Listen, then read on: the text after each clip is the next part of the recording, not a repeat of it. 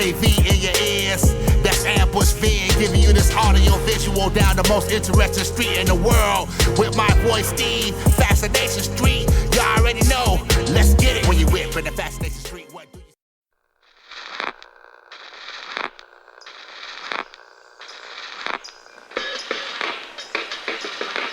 Hi, I'm Brad Roberts from Crash Test Dummies, and you're listening to Fascination Podcast.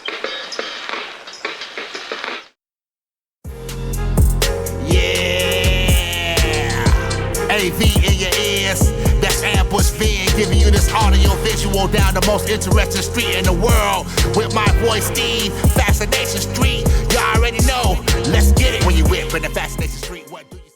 Welcome back, Streetwalkers. This episode is with Mike Jack. Who is Mike Jack, you ask? Well, Mike Jack is a competitive eater. He is known as Mike Jack Eats Heat because his focus is eating competitions that are hot things. He holds 20 Guinness Book of World Records. He is a 4-time world champion at eating the hot stuffs. He holds records for crazy things like the fastest time to eat 100 Carolina Reaper chili peppers, the fastest time to drink a bottle of hot sauce. This dude even ate 71 of those one-chip hot chip challenge things. This guy's nuts. And so I decided to bring you this gentleman.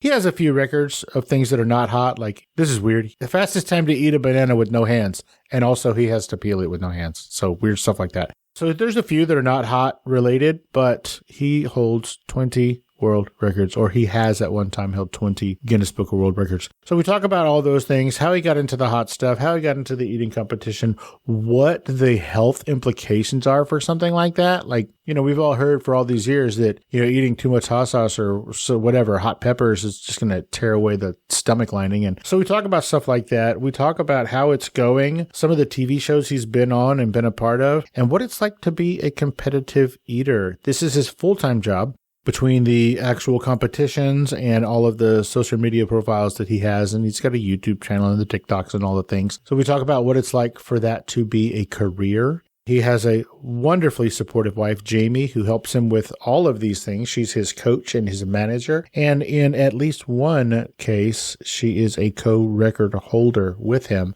And so we talk a little bit about that as well. Mike Jack currently has 4 different varieties of specialty hot sauces.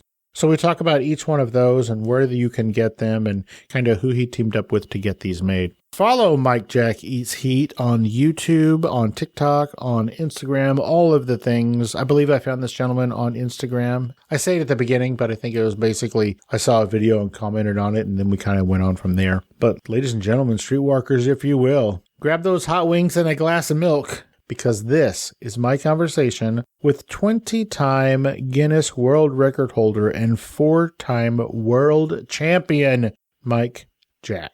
Prepare to be fascinated. Prepare to be fascinated. Prepare to be fascinated.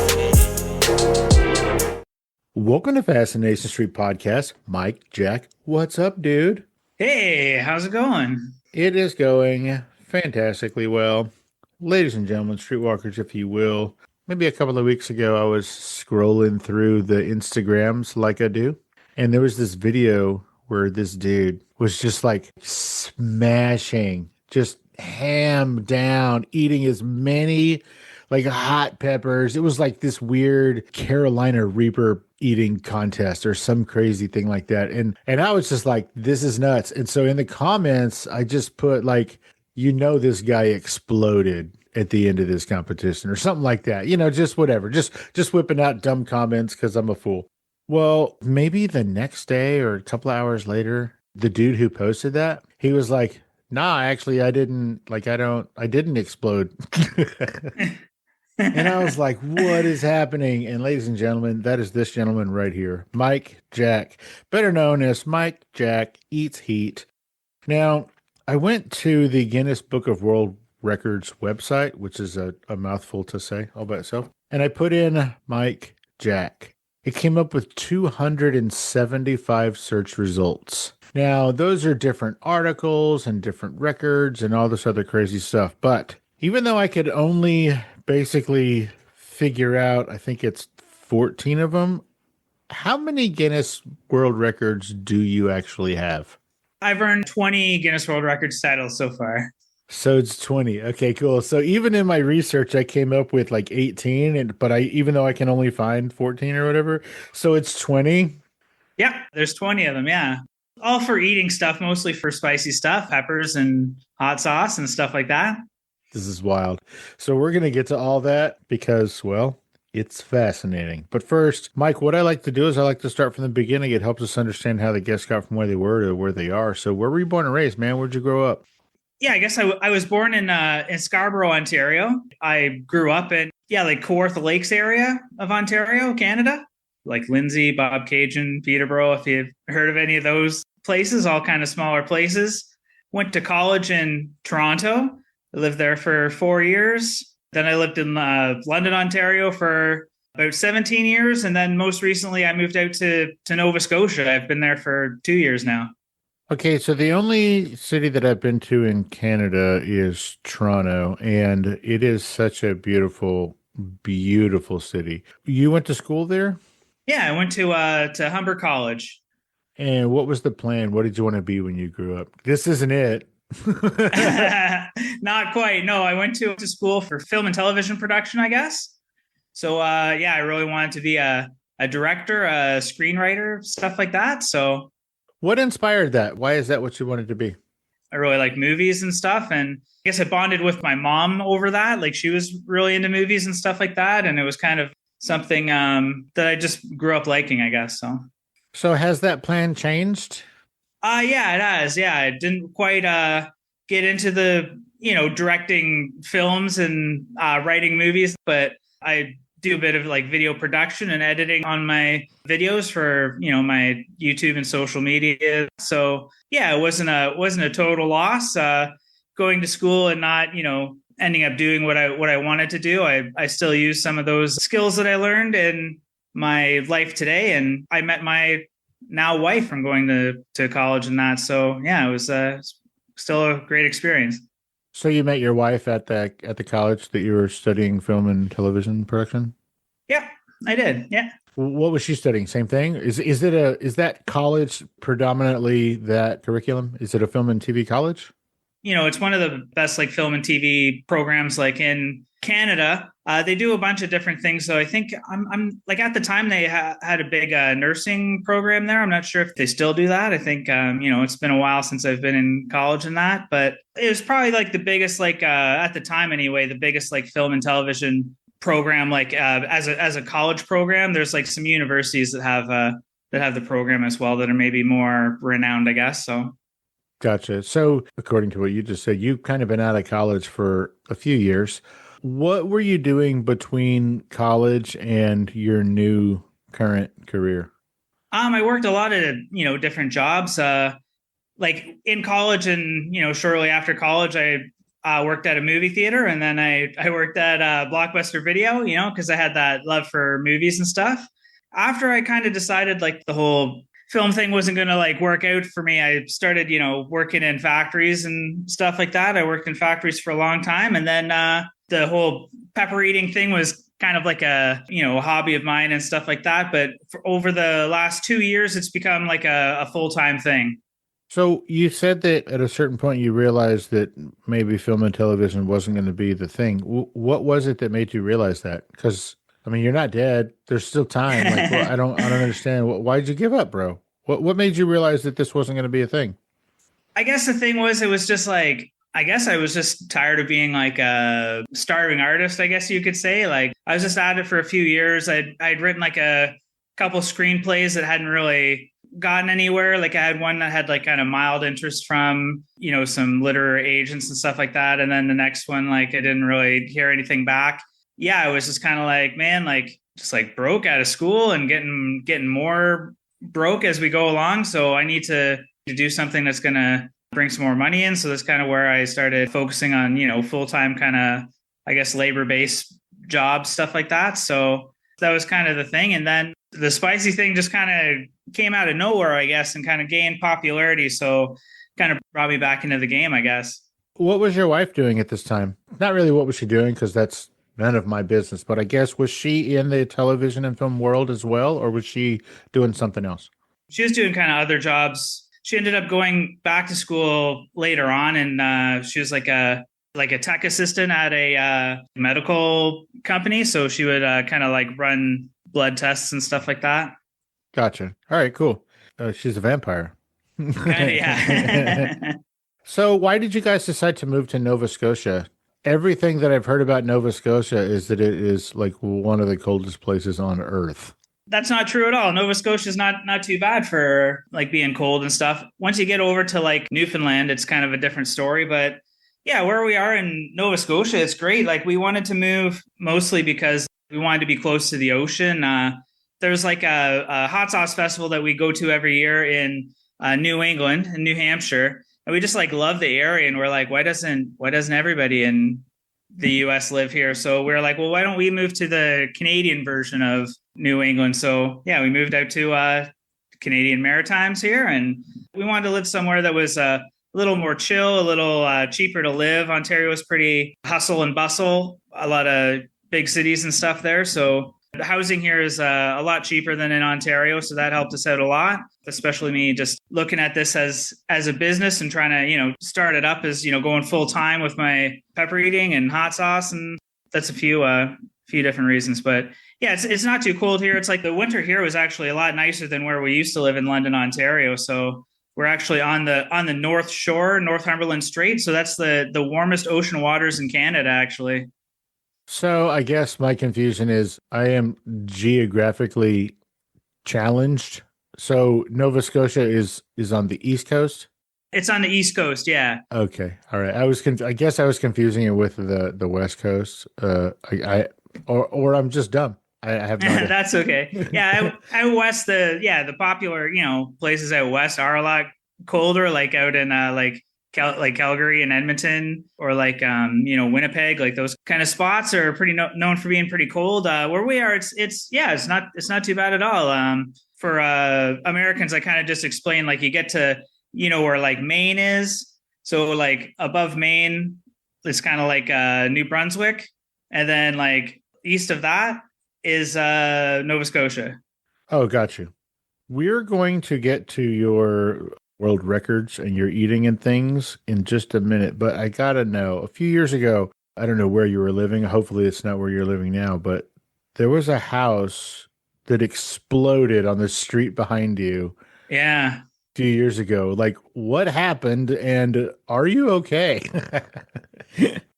Yeah, we're okay. It was a really crazy situation. Yeah, that was when we lived in London, Ontario. Basically, there was a person who was drunk driving after seeing a concert, and they were driving the wrong way on a one-way street for starters. And then the street kind of comes to a T-stop, and they just drove like straight through the intersection into a house.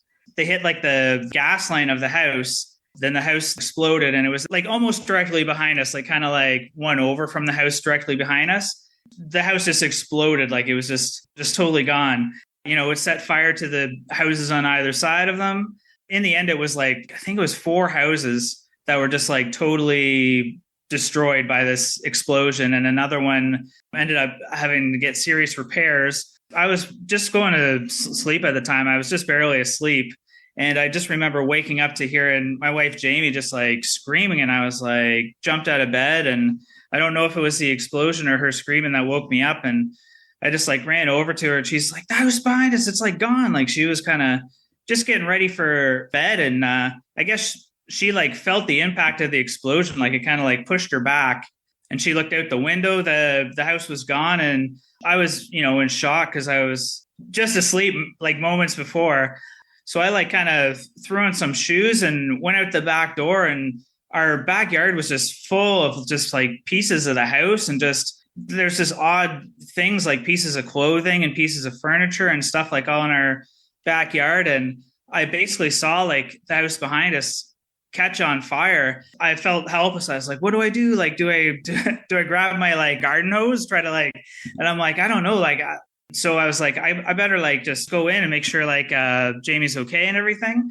And then I guess when I turned around, like I didn't notice when I left the house, but when I turned around, coming out of the door that I had gone out of, their roof was like wedged between like my house and the house beside me. I just like walked out and had like a roof like over my head basically that wasn't there before. So I kind of carefully like went back into the house, make sure nothing was like falling on me and stuff like that. And yeah, we basically had to grab our cat and just evacuate the house. And we're out of the house for 2 weeks while they had to do like an inspection of the neighborhood, make sure all the houses were okay and what repairs they needed, stuff like that. So our house was a little damaged, but it could have been worse. Like there's, people who lost their whole house and everything like that.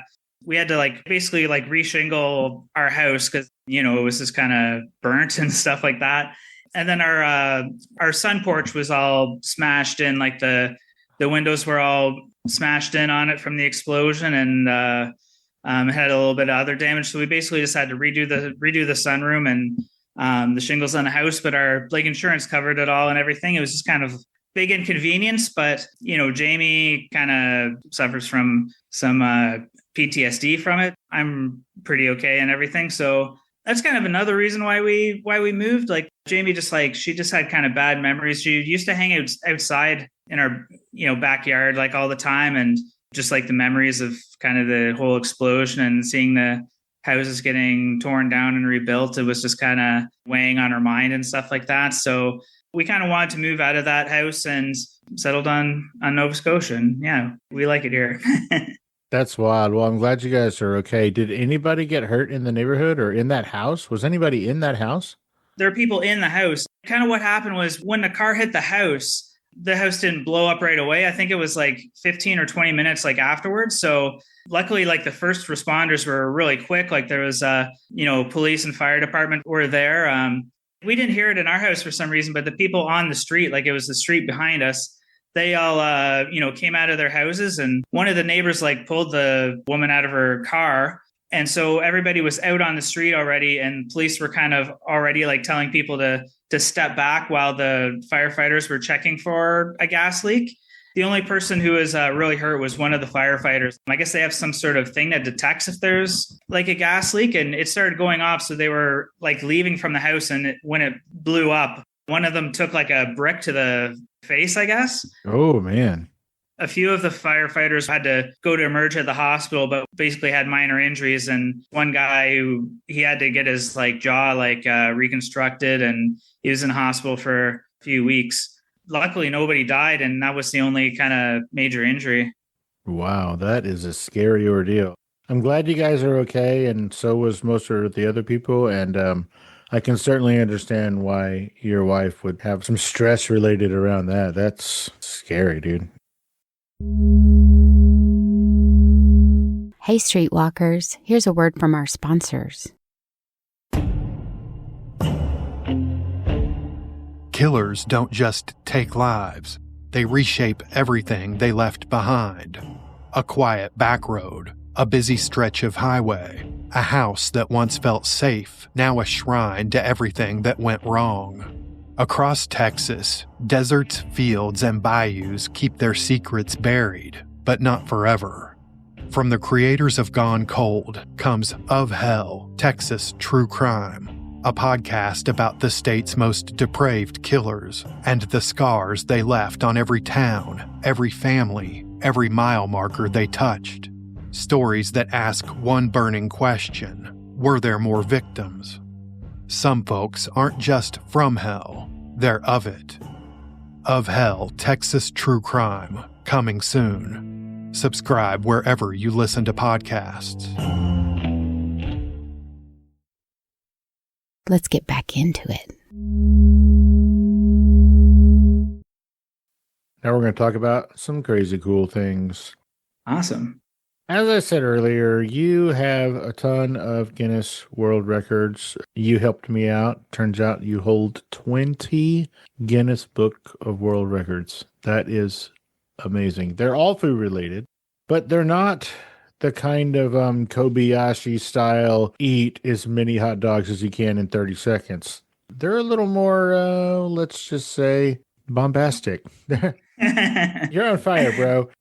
Some of the things that you hold the records for, which are not crazy and scary, are, let's just say, the fastest time to eat a banana with no hands. Yeah.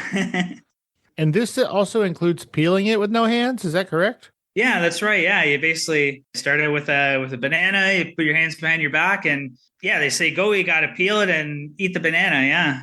How do you peel a banana with no hands? Well, it took a little bit of practice. Yeah, I would imagine. You just basically like bite into the end of it and just peel it, I guess. Kind of have to bite into the peel and kind of lift. I kind of lift it up and let gravity kind of pull the banana down. So you kind of get the one side of the peel open, and then you can kind of eat it from there. Is it sitting on a table? Is it sitting in a stand? Like it's just a loose banana on a table? Yeah, just a loose banana on a table. Yeah. That is insane. And then you also have the fastest time to drink 1 liter of tomato juice. Tomato sauce. Sauce, not even juice, sauce. Yeah. So what's a tomato sauce? Like a pasta sauce. Like a spaghetti sauce? Yeah, like a spaghetti sauce. Oh my God, I thought it was juice. And I was like, okay, well, that's cool. So wait, fastest time to drink a liter, that is roughly a minute and a half. And it was like almost 38 seconds to eat a banana with no hands. What is happening right now? Oh, and also the most almonds in 1 minute, which is at the time 32. Is it still 32? Well, 32 was my record. Like a bunch of my records have been beaten. So that one, I'm not sure what it is now, but I no longer hold that record. So you don't get a notification when somebody eclipses your thing? You don't know. I just kind of... That seems weird. A little bit, yeah. I guess they don't want to just bear bad news, or I don't know. I don't know why. I know, but it spurs more competition because everybody who's involved in these things is only in it for the competitive nature of it. So if somebody beats your record, I feel like you should get a little notification so that you can be like, oh yeah, I'll be right there. Yeah, for sure. I'm coming down there and taking care of business. You also have the fastest time to eat a head of lettuce. What kind of lettuce was it? You can choose whatever lettuce you like, as long as it meets the weight requirements. But I chose iceberg lettuce. I thought that was the easiest of the lettuces. These are wild. Let's talk about how you got into this. What made you decide to go for any world records at all? How did this start? I got into eating like the spicy stuff. I guess it goes way back to, I just got a love of hot sauce when I was in college, and I just would use a lot of it. And I'm sorry. So all of these food eating competitions, it all stemmed from the heat? Like the heat part didn't come in second. It started with the hot stuff? It started with the hot stuff. Yeah. It's eventually grew into breaking world records. So yeah, I was into hot sauce in college. Just one of my roommates got me into just basic stuff like, Frank's, Tabasco, Sriracha, stuff like that. Is that a big deal in Canada? Is there a lot of hot sauces, and is there a big market for that in Canada?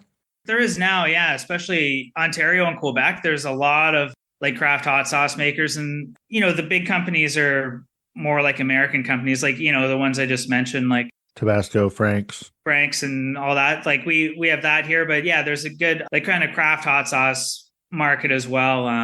A lot of Canadian companies get on that show Hot Ones now with the the celebrities eating the wings and stuff like that. There's usually like between 1 to 3 like Canadian companies on that show like every season now. Oh, really? Yeah, it's quite a few. Hot Ones has the that deal with Heatonist. They sell their sauces and stuff like that. It's like a hot sauce shop in New York. And the owner of that shop is actually originally from Canada. He's from Quebec. So he's got a lot of ties to the hot sauce companies in Canada and stuff like that. Well, we're going back to you're in college and then somebody, your friend is like, hey man, you want to set your face on fire? Check this stuff out. And then so you just get into it and you're putting it on what? Like it just everything? It kind of started with like a pizza thing, like a college thing, right? It's like almost like a dare. It's like, oh, like, what's the matter, Mike? Like, you don't want any hot sauce on your pizza or your chicken or something? You know what I mean? So, at the time I never really had hot sauce, to be honest. Like my family wasn't into it, never grew up with it or stuff like that. So, just put hot sauce on my pizza or on like wings or whatever. And I liked it. And I would just use more and more each time. And then, it's like my food would be like covered in it. So then I'm like, I think I need to find like a hotter sauce so I don't have to use like so much of it. Yeah, it starts to get expensive when you put a whole bottle of sauce on a pizza. Yeah, kind of, right? So at the time, like now, it's like, it's a lot easier to find like hotter sauces. Like there's the craft hot sauce market's like a lot bigger now.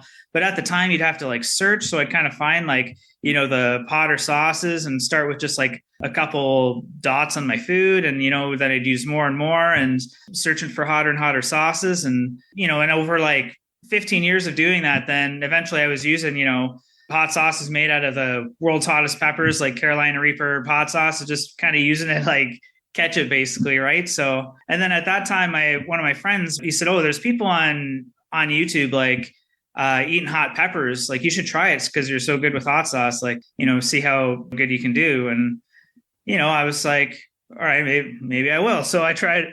I hadn't like tried the actual, peppers at that point. It was just all about hot sauce and stuff like that. So I started my YouTube channel, Mike Jack Eats Heat. I had my first pepper on camera with one of my friends, and he really flipped out, and I wasn't too bad. So I was like, okay, next video I'm gonna eat some more. So each video I'd eat more and more peppers until one day I was scouring YouTube at the time. The most peppers I'd ever seen anybody eat is somebody from Australia at a festival had eaten, I think it was 25 Carolina Reapers during a competition. I was like, okay, I'm going to eat the most ever. I'm going to eat 30 of them. So I set up like a charity event at a local brewery.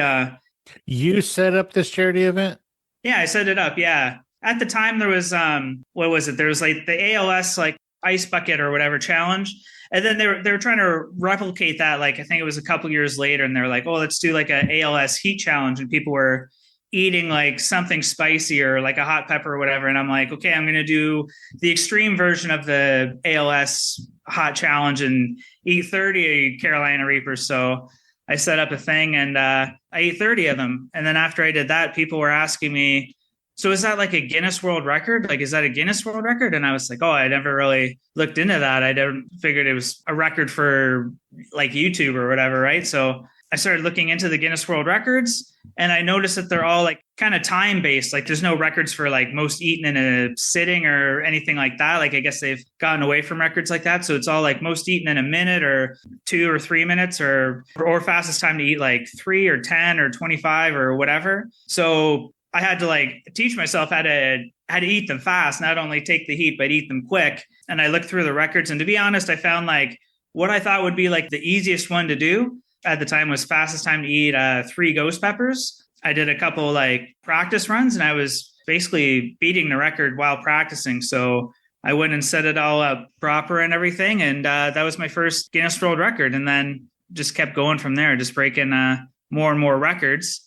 And then the reason why I did all those other eating records, like the ones you mentioned, the fast time to eat a banana and fast time to eat a head of lettuce, stuff like that, was because after I'd done a bunch of the pepper eating records, somebody from Guinness World Records actually reached out to me and they're like, Mike, like, we love these videos you're sending us for these records. Like, can you send us more? And I was like, well, I'd like to, but the peppers are only in season for, a few months of the year. I have to just wait till they're in season. And they were like, well, is there anything else you can do? Anything else you can eat fast? And I was like, I don't really know. I didn't really think about eating other things because I still kind of believe like there are people like you mentioned, like Kobayashi or Joey Chestnut or Matt Stoney. There's all these like speed eaters who I'm like, there's so many people who are like faster than me at eating the peppers. But I think when it comes to spicy stuff, like I might be best in the world, basically. Not basically. You're a 4-time world champion. I am, yeah. So Guinness found some record. They were, sent me some records, and I looked up some records, and that's how I got into doing the other non-spicy records. All my non-spicy records have all been beaten, but there's some I might try again and stuff like that. But I'm kind of just concentrating on the spicy stuff because, like you said, I'm like the best in the world at that, right? So you're focusing on all the hot stuff. I'm wholly unfamiliar with this world. You're the first person, I believe, well, you're not the first person who has a world record, but you're the first eating world record that I've had on here holder.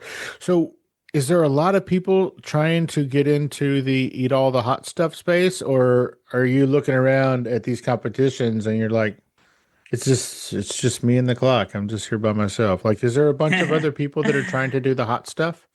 There's a bunch of people compared to, the competitive eating world of, hot dogs and stuff like that. It's quite a bit smaller, the spicy food space, I'd say, but there are a few people. I did kind of get to a point where I'm kind of like, to be honest, like, after being the 4-time world champ, I'm kind of waiting for somebody else to kind of catch up to me. You're or for like for a new challenge? kind of competitor to kind of, I'm waiting for a challenge. Yeah. Cause like, there was one guy who was, he hadn't been beaten.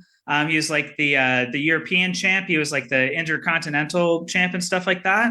For the longest time, the only person who had ever beaten him was me. And I beat him twice on the world stage. So I was kind of like, okay, like I beaten like the next best guy, like a couple times, like waiting for somebody else to come along. And there is a guy from Poland who just recently beat him and took the European championship. So looking forward to going up against him at some point. So maybe he's like the next best guy to come along, sort of thing. But for like the Guinness records, there's like with some of my crazier records, like, eating 100 Carolina Reapers or like, even 50 or 25, there's not really anybody else like attempting those records right now. But a lot of the ones that are kind of for like the smaller amounts, like, most peppers eaten in a minute, or like, fast time to eat 3 or 10. There is a guy who came along and beat most of those records, and he's really fast, and he can handle the spicy stuff if he's eating like 10 Carolina Reapers stuff. But once it gets to like 25 or more, like I think that's kind of like his limit basically. So yeah, so we do have competition for kind of eating the really spicy stuff on the smaller scale, but on the bigger scale, it's there's not much competition for me right now. Sure. You mentioned eating 100 Carolina Reapers. Now, if I understand correctly, there's only like, I don't know, 4 or 5 people who have ever eaten 100 Carolina Reapers, and you've done it 4 times. That's right. Yeah. Yeah. I think I'm the only person on record who's done it more than once. Yeah. You have the fastest time to eat 100 Carolina Reaper chili peppers, and is that time still basically 36 and a half minutes? Yeah. Yeah. That's still the record. Yeah. We said over 100, or we said 100, but at one time, didn't you eat like 164 of them in one sitting or whatever? I did. Yeah. That's a record as well. It's not like a record that like Guinness World Records recognizes, but it is a record. Yeah. So if it's not a recognized record, what was the point of going to 164? Like, why? Did you just have extras laying around? Like, what's going on? I just like challenging myself. And, there are, people who, aren't involved in Guinness World Records who are just like, trying to eat the most Carolina Reaper peppers ever, sort of thing. So at the time when I tried that one, the most somebody had eaten was, I think it was 160. A guy from Australia had done that. So I was trying to see if I could top that. And I did kind of, just barely. I got to 164. So when you say just barely, what does that mean? Like, I know what would make someone stop after the first one. Yeah. But what makes you stop at 164? Like, I feel like if you can get past if you can get to 164, why can't you get to 400? Like, what happens? Yeah. So there's different reasons why people would stop and stuff like that. With the 164, the reason why I stopped was I hadn't really experienced this with peppers before, but just it was over 2 hours I was eating these peppers for, just kind of struggling through, and just, being in, physical pain for 2 hours, I was going into shock. So I was like shaking.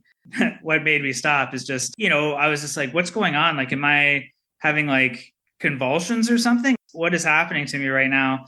I was also getting like extremely dehydrated because, people don't think about it, but when you're eating peppers, you're sweating, you're snotting, your tears and drool and all this stuff. Like, you're losing a lot of liquids, right? So after doing all that for 2 hours, I was starting to cramp up. Hey, streetwalkers, here's a word from our sponsors. Let's get back into it. There's something people get when they're eating extreme spicy stuff, but I was hoping you were going to talk about this. Are you going to talk about cap cramps? Oh yeah, there's cap cramps as well. Yeah. I kind of have a little trick so I don't get cap cramps like while I'm eating peppers that often. But basically what I was going to talk about is there's something they call it naga claw in pepper eating, because it's like your hands kind of cramp up, like it's almost like you got like the little T-Rex hands. I was reading about it. It's something people get when get extreme dehydration, and it's that was the only time I've ever had it, is my hands started like cramping up. So it's hard to like use your hands and stuff like that. But yeah, capsaicin cramps, cap cramps, there's, super painful cramps you get like in your guts, right? It feels like somebody's just reaching in and just giving your guts a squeeze and a twist sort of thing.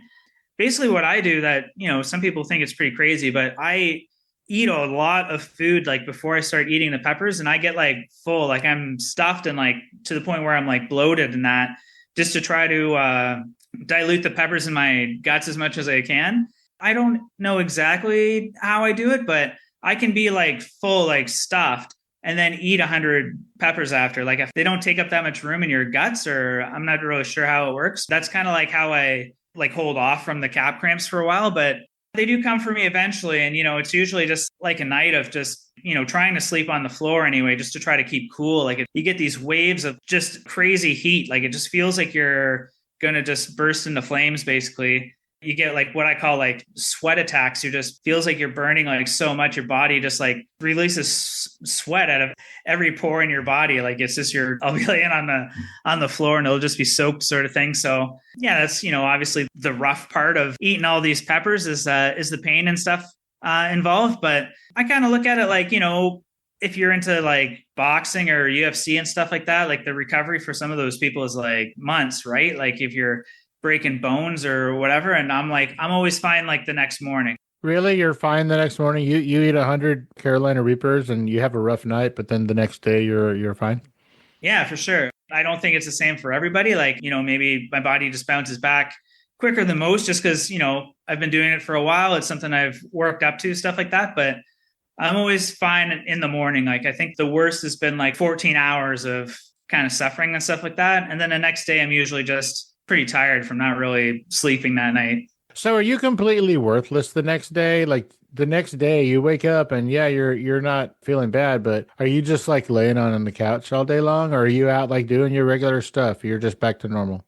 I'm kind of useless. Like I'm usually like driving home from like a festival or something the next day. Like I can't even imagine trying to drive.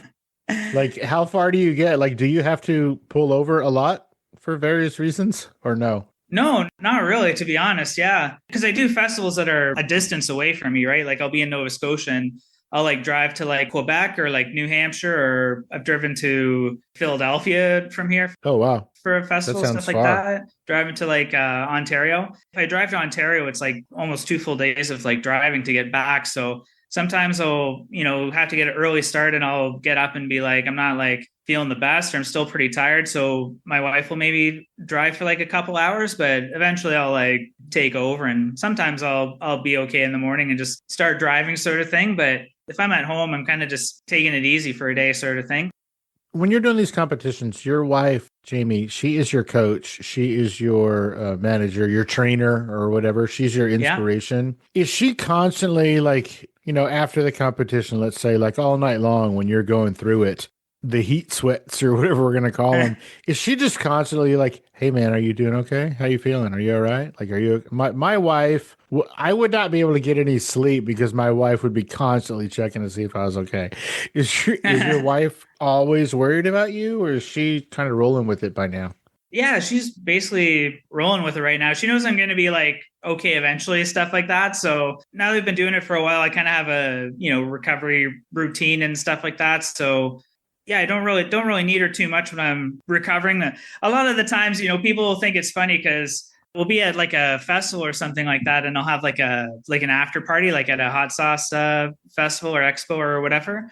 So I maybe won't be in great shape, and I'll have to like stay home and recover, or stay at the hotel or whatever. And Jamie will go out and hang out with the hot sauce vendors and stuff like that, and they'll be like, "Where's Mike?" And she's like, "Oh, he's just like laying on the ground like at the hotel sort of thing." And they're like, "Oh, like, is he gonna be okay?" And she's like, "Oh yeah, he'll be fine, like don't worry about it, whatever, like he's always okay." So she knows what to expect. Like I guess maybe in the early days she was kind of more like worried about it and stuff like that, or she was kind of like, people don't want to see their spouse in so much pain, and yeah, after doing a while, she's kind of gotten used to it. Well, kudos to her for being on board. I don't know if I have ever met a couple who could do that as a team. Like, but most of the women that I am around or would see or whatever, it would be like, I'm sorry, did you just eat 100 Carolina Reapers and now you're complaining? Bro, you did this to yourself. Like, shut up. Yeah. So good for her. Now, she is, I guess, a co-record holder with one of these, at least one of these that I'm aware of, right? Yeah. Longest habanero pepper kiss. What does that mean? Does that mean that you have a habanero pepper in your mouth, or you both just ate one and then kissed? Like, walk me through that? Yeah. So starts out, we each have a habanero pepper. I think they give you like 30 seconds to eat the pepper. So you eat the pepper and you don't have to keep it in your mouth. You just swallow it and everything. And then you just put your lips together for as long as you can or as long as you want to, sort of thing. So it was a record originally created on Bachelor in Paradise. They created it for one of the, I don't know, episodes of that. Yeah, it had been beaten, I think, a couple times before we tried it. The previous record was 3 minutes, and we chose to do 15 minutes to celebrate 15 years of marriage at the time. Oh, that is weird.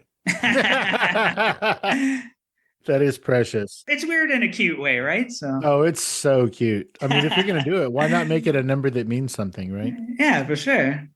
Okay, you mentioned that, sometimes there's cramping and, your tum-tum gets a little upset sometimes. It feels like somebody's twisting your guts. What are the health implications? I know that a lot of places, and it's probably more about marketing than actual legalities, but I know there's a lot of places that they're like, oh, we've got the hottest whatever. You have to sign a waiver. Is there real health concerns with some of this stuff? Like, what does your doctor say about all this? My doctor, knows about it and kind of thinks it's fine and stuff like that. He's got like a signed Guinness record book in his office for, kids to look at and stuff like that. There's stuff that could happen, right? But there's stuff that could happen with anything, right? It's just, you could get hit by a car on the way to a competition. Yeah, I get it. Yeah, for sure. But there's a whole misconception about peppers and stuff because it feels like they're burning you, right? Like if it's acid or something like that and it's like burning through you, but like scientifically, like it doesn't burn you. It's not actually, they're not even acidic really. They're more like basic in composition, right? Like a tomato is more acidic than a hot pepper is, right? I don't know. You said right. Like tomato is more acidic than a hot pepper. And then you said right and then moved on. Like everybody just knows is that true? That's true. Yeah. You can look it up.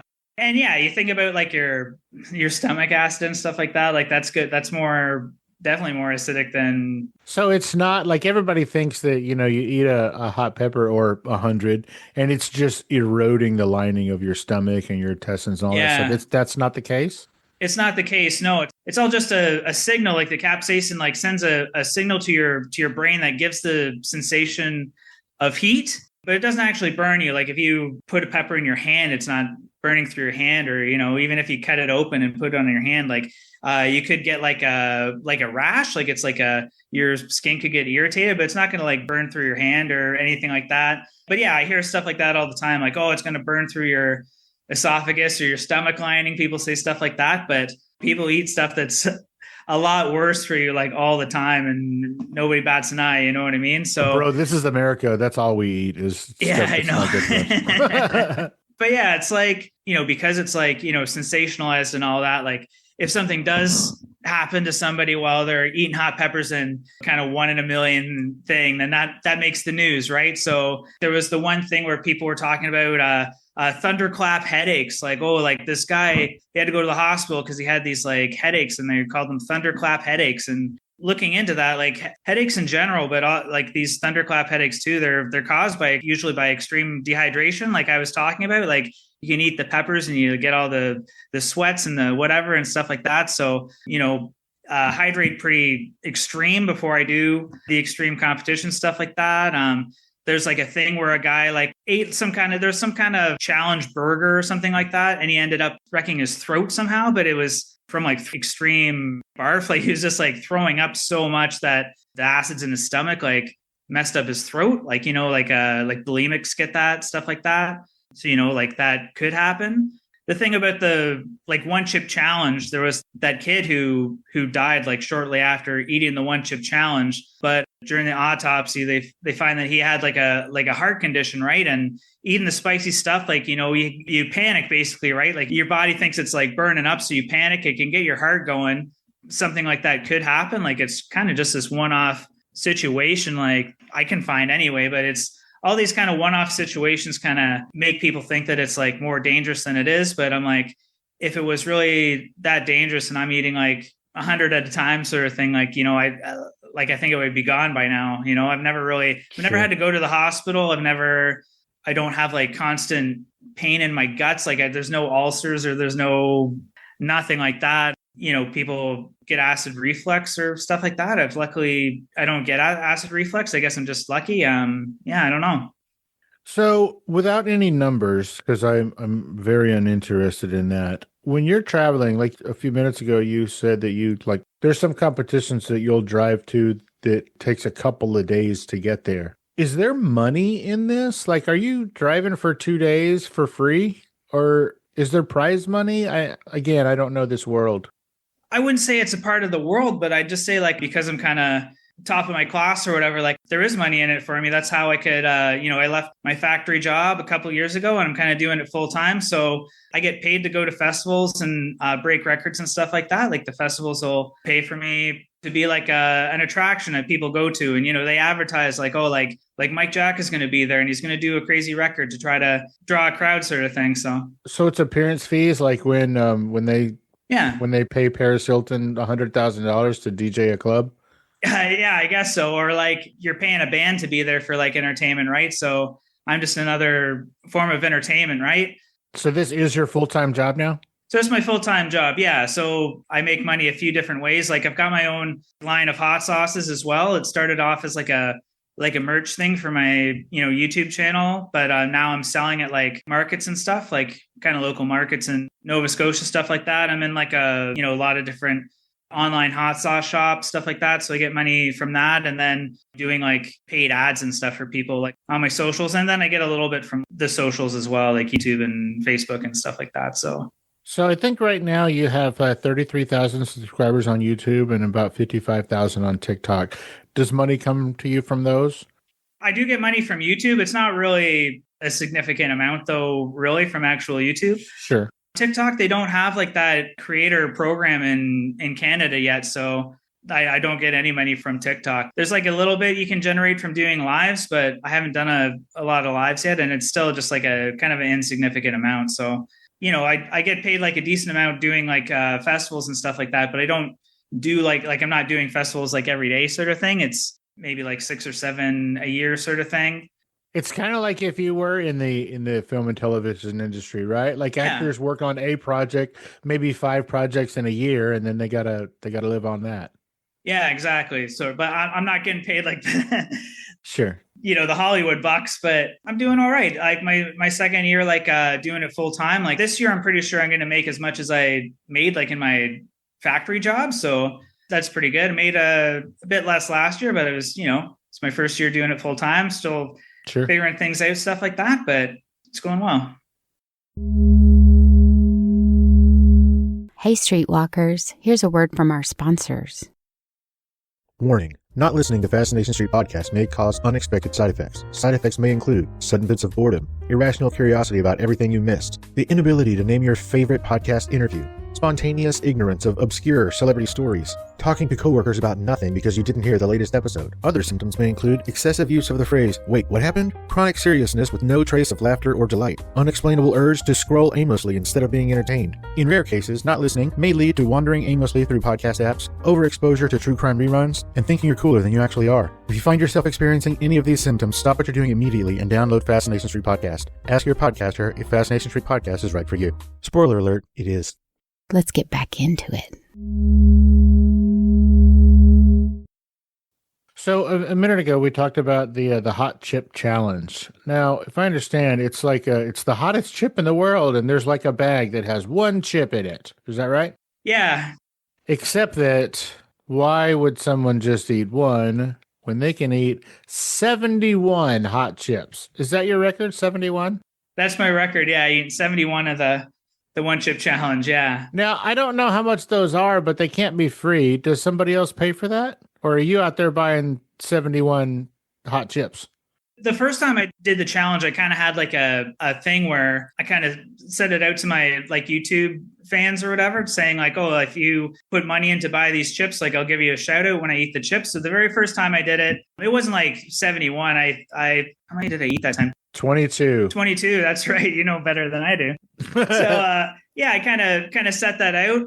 And that video was my most watched video on YouTube. It's got almost 2 million views on YouTube. So then after that, I was like, okay, like next year I'm just gonna buy all these chips and it's gonna do the same thing. But the video didn't quite hit on YouTube like I hoped. But yeah, I did the challenge a couple times after that, eating as many as I could. So they are expensive, but they're not as expensive as people think. Like a lot of people see like kind of the secondary market prices, like people selling them on eBay and stuff like that. Like they buy them cheaper and then up the price sort of thing, obviously. Like when I did the 71, I bought 100 of them from Costco.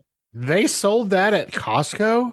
They sold them at Costco the last year they had them. Yeah. So they haven't had the challenge since 2023. Now, hold on. Now, Costco sells in bulk. So what were they selling them by the case? How were they? I know they weren't selling them by the one.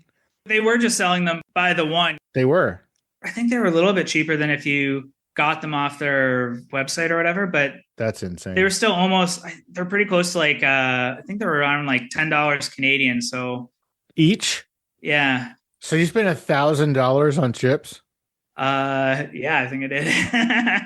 Okay, so I know that like when, goofy teenagers or whatever, they'll go to the grocery store and they'll put like a bottle of baby oil and a banana on the conveyor belt just to make the cashier giggle. Yeah. What did the cashier say when you rolled up with $1,000 worth of 100 hot chips? It would have been cool to do it like that, but I bought them online, like off the Costco website. Oh. They just like came to me, and they came in like several different bags and boxes and stuff like that. And because they had to pull some from all kinds of locations to meet your demand. Yeah. Oh, dude, that would have been an amazing part of the video, is just shooting going to pick them up at the store. Real quick, there's a few TV shows that you have been or are a part of. Tell me about Jack Up the Heat, the TV show. Yeah, so Jack Up the Heat was a show that I did just with the local television station in London, Ontario. To be honest, it's kind of like a small TV thing. It's kind of like a cable access type channel. Was that for Rogers? Yeah, for Rogers. Yeah. So Rogers is like in Canada, they're like a huge company. Like they're the biggest, cable and telephone, cell phone company. And they own like the Blue Jays, and they own the Toronto Maple Leafs, and they're like a huge company, right? So they have their own like kind of local television station. So anyway, I pitched them a show. I was like, oh, we'll go to local restaurants and I'll challenge them to make like the world's hottest, whatever their specialty is. And then at the end, I'll eat it, and I'll have like a guest with me who will also eat the crazy hot food, just for like scale. So you can see one person kind of freak out and then me kind of not. Yeah, exactly. We did stuff you'd kind of expect. Like, we did like world's hottest like cauliflower wings, like world's hottest pizza, stuff like that. But then we also did, because you're a vegan, right? I'm vegan, yeah. So okay, we also did like some crazy stuff like world's hottest donut and world's hottest ice cream, and yeah, it was fun. What was the flavor of the world's hottest ice cream? It was strawberry and Carolina Reaper ice cream. And then we did it like a sundae. There was like kind of 3 scoops of it. And then we put like different fruit-based hot sauces on top. And then instead of, putting the cherries on top, we used we had a couple of habaneros and a ghost pepper. So of course you did. Tell me about the Netflix TV show, We Are the Champions. So We Are the Champions was cool because it was actually my first ever pepper eating competition. Yeah, and it was on a global scale. So I was the one guy from Canada. There was a lot of Americans there. And then they had people from the UK and Australia trying to get the best in the world together to do this competition. So it was the first ever kind of competition of this size, like a world pepper eating competition. And it's the only one that I didn't win. So I learned a lot from that. And ever since then, I haven't lost a pepper eating competition. And I didn't even have any of my Guinness World Records yet. Like I had broken a couple, but I was still waiting for the official approval sort of thing. And yeah, they were just asking for people to submit a video if you've eaten peppers. So I had done the one where like I was talking about, I ate the 30 Carolina Reaper peppers. So I sent that one in and they were like, oh yeah, sure, come on by and be in the show and that. And you see me in the show, but they didn't actually like even mention my name or anything like that. So they filmed all this stuff where they filmed introductions for everybody. And then I was kind of like, everybody who finished like ahead of me, they had their name and story kind of the show, but they didn't do that for me. I came in like 5th out of the 12 people. So, I did like all right, but that was the show. Yeah. And there was a docu-series called Super Hot. Yeah. Where is this available? Is it available? And what was that show about? I don't know why, but you can't see it right now. It was on, like in the US, it was on Hulu. It's a Hulu original series. And then everywhere else that doesn't have Hulu, so like the rest of the world, it was on Disney Plus. Yeah, it was a docu-series following a few different aspects of the spicy community, like pepper growers, people who eat peppers, stuff like that. The basis of the show was they were trying to find the new world's hottest pepper, like trying to find a pepper hotter than the Carolina Reaper. It was like an America's championship in Dallas, Texas. And I won that competition. So they kind of, followed the competition and then they did an interview with me, stuff like that. And it was a cool show. I think it was like 2 Januaries ago. And it was on Hulu and Disney Plus for, I don't know, maybe like 4 or 5 months. And then it just kind of mysteriously disappeared and people don't know what happened to it.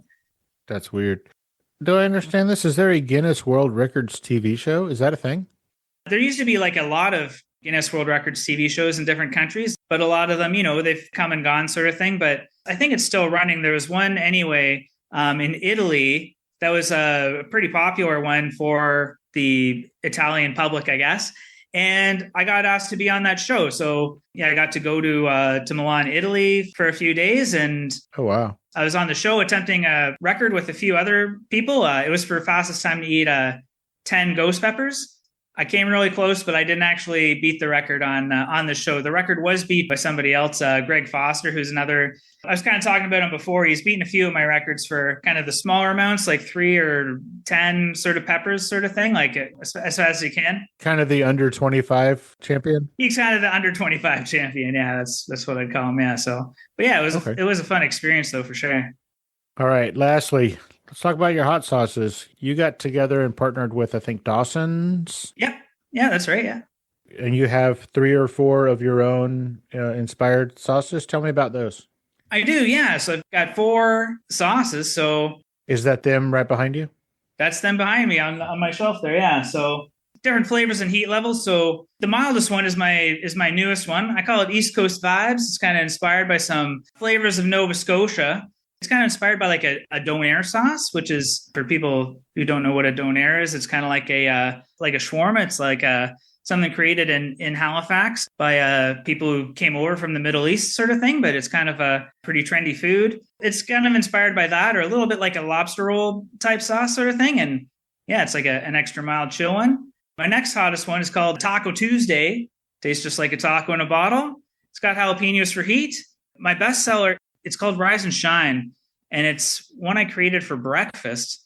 So it's got a breakfast sausage spice blend to it, maple syrup, fennel and sage, a few other things. And yeah, it kind of tastes like a breakfast sausage. It's great on, put on your eggs, breakfast sandwich. It's good on other stuff too, of course, but kind of made it with breakfast in mind. And then my hottest one is called Tropical Fury. So it's got ghost pepper and habanero. Pineapple's the main ingredient though, so it just starts sweet. And then it's got a building heat to it. So I wouldn't say it's an extreme sauce, but it's pretty hot for most people for sure. So your hottest one is not an extreme one, but it's hotter than regular average idiots like me? Yeah. Yeah, we say for like the average person, we say it's like a 9 out of 10 for heat. So, but yeah, it's crazy. Like sell them at like farmers markets and stuff here a lot. And I get to like sample to people, and it's like some people will try like some of the milder ones and it'll really like light them up. And then sometimes I'll have like a kid will come by with their mom sort of thing, like somebody's 10 or 12 or whatever, and be like, oh, like, let me try your hottest one. And I'm like, okay, if mom says it's okay. And they'll like try it and they'll be like, oh yeah, it's hot, but it's not like crazy. And I'm like, oh, and then Do you pull them aside? You're like, hey, maybe you should get into the competitions. no, I don't want them to take my records away. So do you sell these in America at all? Yeah, you can get them at a few different places. I think the best place is like a Heat Hot Sauce shop. If you just look it up online, I think it might be heathotsauce.com. You can get it there. Because I can't imagine, like, if I'm trying to buy it from someplace in Canada, like, the shipping is going to be ridiculous. Yeah, like right now, especially with the tariffs and stuff, right? So in Canada, I sell them on my website. I was selling them to the US too, but like you said, like, yeah, it's quite a bit of shipping and stuff. So kind of put a hold on it right now. So what is your website? On my website, it's MikeJackEatsHeat.com. Well, that's easy to remember since that is your name. Exactly. What do these sauces range in? Are you selling them by the one? Are you selling them in 3 and 6 and 4 packs? Or like what's the process here? I sell them individually, or, you can get a 3-pack. So basically if you buy 3, like the third one's half price sort of thing. I do sell them like wholesale, like by the case sort of thing as well. Sure. So what does a bottle of this run? Let's just say I go on to yourhotsaucefriends.com here in America and I just want one of them. What does one bottle run? I'm not sure what they're selling them for. Like I sell them for like 14 each Canadian, or 3 for 35. Okay.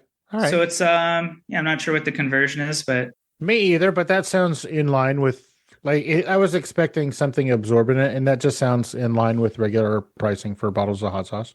Yeah. That's cool.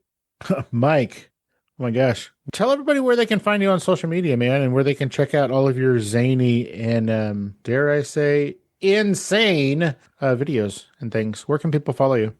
Yeah, they could just find me at MikeJackEatsHeat on everything. On everything. Facebook, Instagram, TikTok, YouTube, MikeJackEatsHeat.com. Fantastic. Well, as we're heading out here, is there anything that I didn't ask you or we didn't talk about specifically that you wanted to talk about today? Like, did we cover the big bits? I think you covered the big bits. Yeah, I don't know. What else have I done? I've had my picture in the Guinness World Record book a bunch of times. The new 2026 book is out now. My first time being on 2 different pages. So for two different records. What are they? I'm in on one page for most hot sauce eaten in a minute. And I'm on another page for my record with Jamie, the longest habanero kiss. The most hot sauce in a minute. Is that a bowl of, what's that rooster shit? Oh, of sriracha? Yeah, is it a bowl of sriracha? What is the hot sauce you chose or whatever? In the picture that they did, I'm actually, it looks like I'm drinking a bottle of hot sauce, like out of the bottle of sriracha. But for the 1 minute record, it was actually the previous record holder did like a Taco Bell fire sauce. So that's what I decided to, just to make it even, Steven. I did the same that they used for that. And you have to use a teaspoon or something crazy, right? There's rules. Yeah, there's weird rules. They don't want people to, kind of weird because it's Guinness records or whatever, but it's they don't want people to overconsume, so they try to make it difficult to eat. So yeah, it's got to be a teaspoon, and you can't pick the bowl up or anything like that, so you're not just like drinking it straight out of the bowl sort of thing. But yeah, that was that one. And I did use the sriracha for a different record that I also did at Guinness World Records headquarters in the UK, and it was for most hot sauce eaten in 3 minutes. So I did use that. The people at Flying Goose Sriracha ended up seeing the video, and I ended up doing like a paid video for them. So it kind of turned into something good for me. That record actually got beaten, but I got it back using one of my buddy Dawson's hot sauces just in February. And I killed the record this time. So it's going to be a hard one for somebody to beat. So what's the new record? It was just over 3 pounds, but it was something like 3.05 pounds I ate in 3 minutes. So it was quite a bit of hot sauce. I was pretty stuffed after that. Yeah, I would imagine. That's a lot. Wow. Well, Mike Jack of Mike Jack Eats Heat. Dude, thank you so much for taking time out of your busy day and your hectic eating the craziest things as fast as possible schedule to hang out and let us get to know you a little bit better on Fascination Street, man. I really appreciate it. Yeah, no problem. Thanks for having me. This was 100% my pleasure. Thank you so much, man. This was a blast. And I guess I would say stay warm going into the winter, but you're probably going to be sweating the whole time anyway. So. Oh, yeah, for sure. All right, buddy. Well, thank you again, dude. You have a great rest of your week. All right, you too. Thank you. All right. Bye-bye.